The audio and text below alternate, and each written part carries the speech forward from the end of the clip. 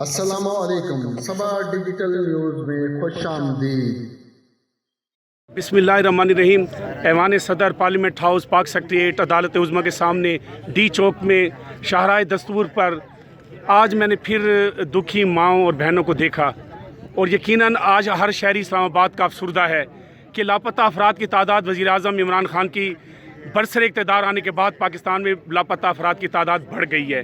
آج میں نے آزادکشمیر کا وہ خاندان دیکھا جن کے گھر کے 5 لوگ شہید ہو گئے تھے زلزلے کے دوران۔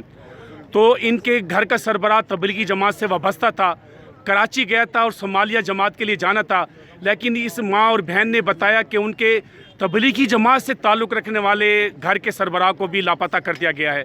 تو ہم ابھی ہم ان سے ان کی اس داستان کے بارے میں بس ہم داستان ہی سناتے ہیں، کیونکہ سوموٹو ایکشن کے بار بار یہاں پہ تقاضے کیے جا رہے ہیں ڈی چوک سے کہ کوئی ادارہ نوٹس لے۔ کابینہ، وزیر داخلہ، دیگر وزارتیں صرف بیانات کی حد تک محدود ہیں۔ تو بہن آپ اپنا تعارف کرا دیں۔ جی، میرا تعلق آزادکشمیر مظفر آباد سے، یہ میرے بھائی ہیں اور یہ ان کا نام کیا ہے؟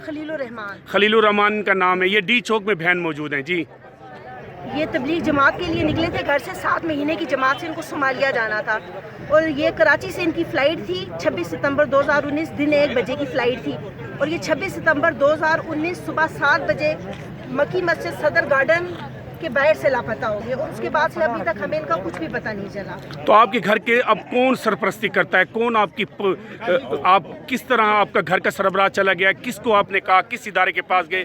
کس حکومت کے پاس؟ کسی نے کوشش کی آپ کی آشوئی کی؟ کسی نے بھی کوشش نہیں کی۔ ایون کہ مظفر آباد آزاد کشمیر کی جو حکومت ہے وہاں تک ہم گئے، انہوں نے کہا کہ کیونکہ یہ کراچی سے لاپتہ ہوئے ہیں تو یہ پاکستان کا کیس ہے، تو آپ وہیں پر جو ہے کریں۔ تو ناظرین، آپ نے دیکھا کہ ایک سری نگر سے ایک بہن کی پکار آتی ہے اور ایک ڈی چوک اسلام آباد سے ایک بہن کی پکار آ رہی ہے۔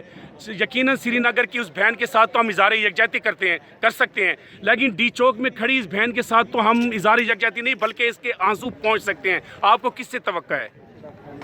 ہم وزیر اعظم پاکستان سے بھی اپیل کرتے ہیں، ہم ہر اس آدمی سے اپیل کرتے ہیں جو ہمارے بھائی کے لیے اور ان سب لوگوں کے لیے جو یہاں موجود ہیں ان کے لیے کچھ کر سکتا ہے۔ تو ہم آزاد کشمیر کی اس بہن کی اپیل میں شامل ہیں، اور ہم بھی اپیل کرتے ہیں کہ ڈی چوک میں اگر آپ سری نگر کی کشمیر کی بیٹی سے یکجہتی کا اظہار کرتے ہیں تو اپنے ڈی چوک میں موجود اس بہن سے ضرور اس کے آنسو پہنچ لیں۔ شکریہ۔ محمد اکرم، عابد، اسلام آباد۔